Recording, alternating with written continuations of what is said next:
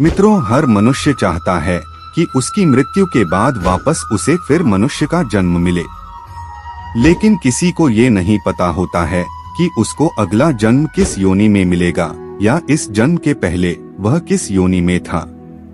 मित्रों, आज के इस वीडियो में हम जानेंगे कि कौन से कर्म करने पर फिर से मनुष्य का जन्म मिल सकता है और कौन कौन से कर्म करने पर अलग अलग योनियों में जन्म मिलता है। तो चलिए वीडियो शुरू करते हैं। नमस्कार श्रोताओं, एक बार फिर से आपका हमारे YouTube चैनल में स्वागत है। मित्रों, इस जन्म में मनुष्य योनि मिलने का अर्थ यह नहीं कि अगला जन्म भी इसी योनि में मिलेगा, क्योंकि जीवन मरण और अगला जन्म सब कुछ कर्मों के आधार पर ही तय होता है। लेकिन कई बार गलत कार्य करने वाले यह सोचते हैं कि कोई उन्हें देख नहीं रहा है तो क्या समस्या है। इसी आधार पर कई बार लोग दूसरों को हानि पहुंचाते हैं, कभी बेवजह किसी की हत्या कर देते हैं तो कभी चोरी डकैती या फिर अपनों के साथ धोखाधड़ी।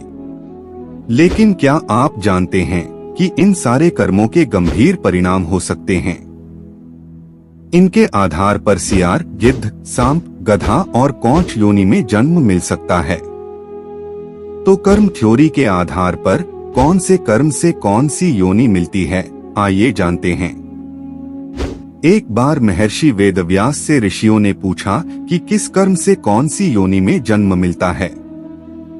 तब उन्होंने विस्तार पूर्वक बताया कि जो भी व्यक्ति पराई स्त्री के साथ संबंध बनाता है उसे भयानक नरक भोगना पड़ता है। इसके बाद एक के बाद एक अलग अलग योनियों में भटकना पड़ता है। महर्षि वेदव्यास ने कहा कि हर स्त्री का आदर करना चाहिए, कभी भी किसी भी स्त्री को परेशान नहीं करना चाहिए, अन्यथा ऐसा करने वाले सबसे पहले भेड़िए के रूप में जन्म लेते हैं। इसके बाद वह कुत्ता बनते हैं, फिर सियार, गिद्ध, सांप, कौआ और बगुला बनते हैं। इन सभी योनियों में जन्म लेने के बाद उसे मनुष्य योनि में जन्म मिलता है। महर्षि ने बताया कि बड़ा भाई पिता तुल्य होता है, इसलिए वह सदैव ही आदरणीय है, कभी भी किसी भी परिस्थिति में उसका अनादर न करें। अन्यथा कौंच नामक पक्षी के रूप में जन्म लेना पड़ता है। उसका जन्म काल 10 वर्षों का होता है। यदि इस दौरान उस पर ईश्वर कृपा दें तो वह अगले जन्म में मनुष्य योनि में जन्म लेता है।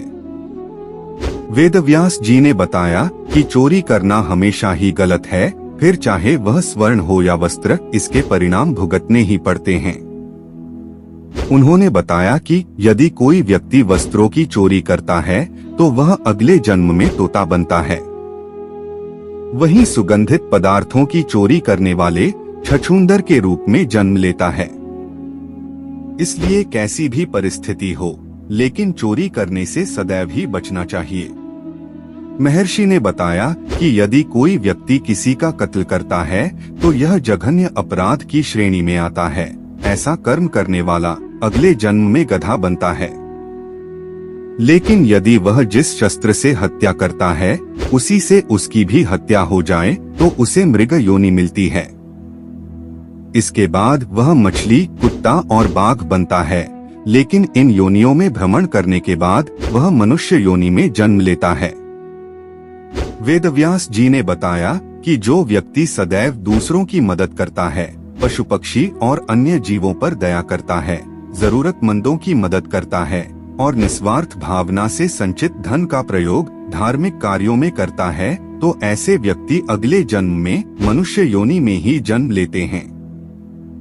साथ ही समाज में अच्छे कार्य करके दूसरों को लाभान्वित करते हैं। लेकिन धन के प्रति आसक्त मनुष्य अगले जन्म में सांप योनि में जन्म लेते हैं। तो मित्रों, आशा करते हैं कि आपको समझ में आ गया होगा कि कौन से कर्म करने के बाद मनुष्य को किस योनि में जन्म मिलता है। तो मित्रों, वीडियो पसंद आई हो तो लाइक करके हमारे चैनल को सब्सक्राइब कर दीजिए। वीडियो पूरा देखने के लिए आपका बहुत बहुत धन्यवाद।